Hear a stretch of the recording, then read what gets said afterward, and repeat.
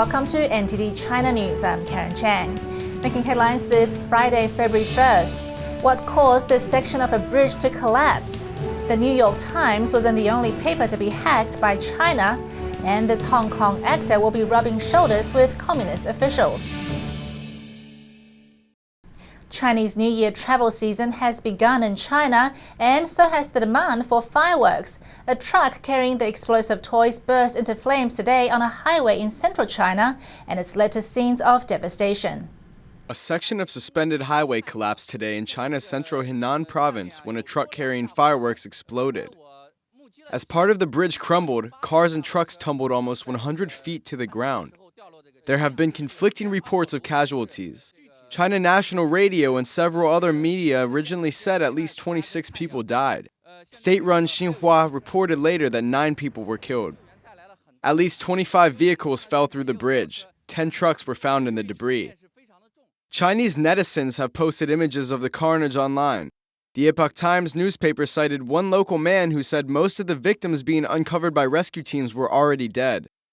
No one knows exactly what set the fireworks off, but an investigation is underway. There are also questions over how the fireworks could be powerful enough to bring down a major bridge. The Chinese public has become weary of shoddy public construction. In 2012, this bridge in northern China collapsed only 9 months after it opened. The explosion also comes at a time of debate over the lighting of fireworks during Chinese New Year celebrations. It's a long-standing tradition, but recent air quality problems have sparked calls to reconsider whether it should be banned.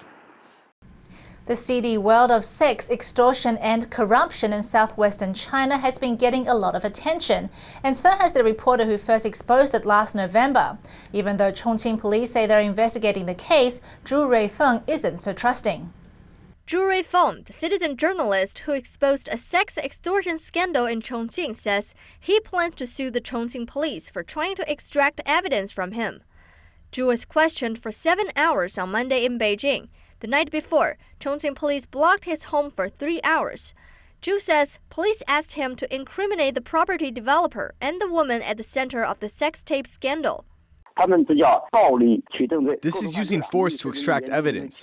It's against the law. My lawyer is looking to lodge a complaint. Police need to have evidence before they accuse someone, but now they're trying to fabricate evidence. They admitted it's hard for them to convict the 2 people and want us to help them build a case. Xiao Ye is a former property developer. He paid Zhao Hongxia to have sex with former Chongqing official Lei Zhengfu in 2007.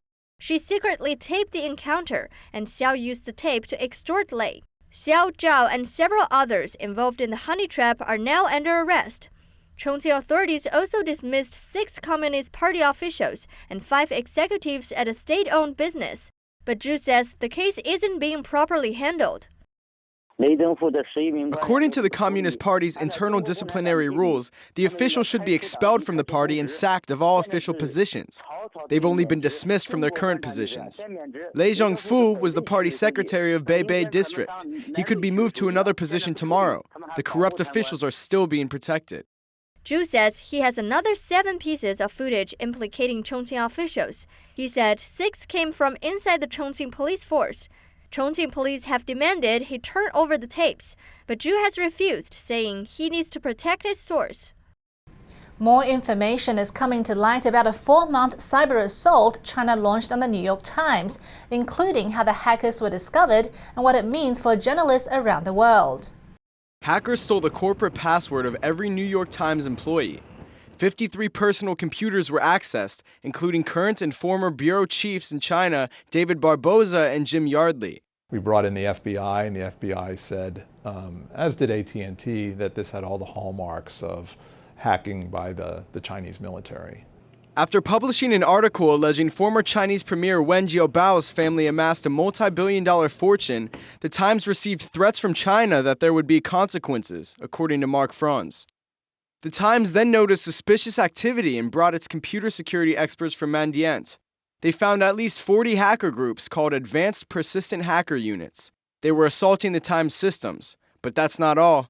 We've also seen them go after specific users that had to do with China, specific documents and other data, stealing data that was in line with the Chinese interests, as we saw in the New York Times case. That's how they knew the attacks were coming from China. The Wall Street Journal also reported on Thursday that Chinese hackers tried to access information about its China coverage. I think that any media company doing real reporting about government activity that a government might be embarrassed or fearful of is open to this sort of cyber espionage. And it's just something we're all going to have to live with and deal with and figure out.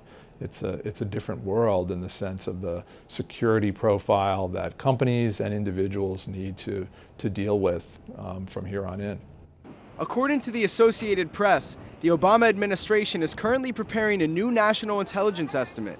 It's a report that would detail the threat of cyber assaults, particularly from China, and how that affects the economy. It's seen as a sign that the U.S. will take a tougher stance against cyber attacks from the Chinese regime. Hong Kong actor Jackie Chan has been getting some unwanted attention recently, especially after saying Hong Kong people protest too much. But his popularity with Chinese communist authorities hasn't waned. In fact, it's quite the contrary. Hong Kong action star Jackie Chan has long been one of China's most internationally recognized celebrities. But in recent years, he stirred controversy with a series of comments seen by liberal Chinese as supporting the Communist Party's oppressive policies. Now, his political leanings seem to be paying off. Chan has been appointed a Hong Kong representative to the China People's Political Consultative Conference, the official top advisory body to the Communist Party authorities. While the body itself is seen to have little actual power, it is an important symbol of what are called in Chinese guangxi, close connections in personal and political networks. These in turn lead to lucrative financial opportunities. Chan will serve for a 5-year term alongside fellow Hong Kong star Stephen Chow. In Chan's case, the move is not seen as a surprise. He has long been on the record describing his fellow Chinese citizens as having, quote, low quality and requiring a strong authoritarian state to guide them. Recently, he went on the record saying that protest rights should be restricted. And coming up after the break, manufacturing growth in China slows in January. Who is bootlegging milk powder from Hong Kong?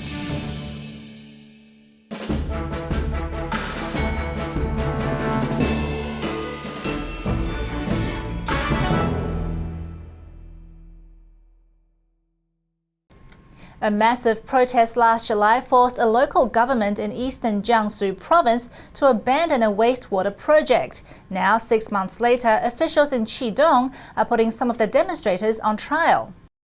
14 defendants pled guilty on Wednesday for damage caused during one of China's biggest protests of 2012. On July 28th, thousands of people protested the construction of a sewage pipeline in Qidong City, Jiangsu province. The pipeline would run from a paper factory into the sea, discharging wastewater into the local waterway. The Qidong protest was seen as a victory for the public. Local authorities backed down on the water pipe plan following the mass demonstrations. After Wednesday's trial, some questioned why the government's role in the protests has not been probed.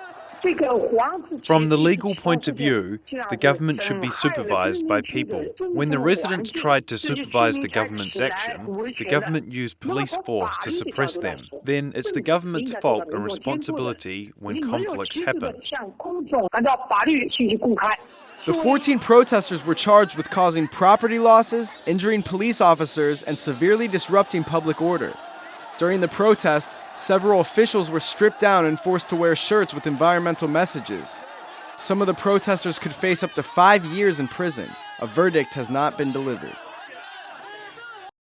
Every year, Reporters Without Borders comes out with a World Press Freedom Index, and this year Hong Kong got a downgrade. Some fear this is a result of closer ties to China. Here's more. Press freedom in Hong Kong took a blow this year, falling 4 points in Reporters Without Borders' annual report. The World Press Freedom Index measures the freedom to produce and circulate accurate news and information. The deterioration of press freedom is very serious now. It has reached a critical point. It's a significant time now to determine if Hong Kong is an independent place or if it's turning into a place like mainland China's lack of freedom. The former British colony enjoys a high level of freedom normally not found in the mainland, but with a recently elected leader who is closer to the Chinese regime, some are worried this could change.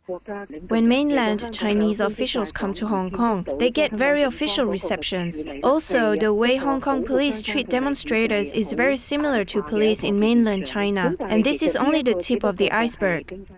China ranked at the bottom of Reporters Without Borders annual index with a score of 173 out of 179 countries. Hong Kong is currently 58th.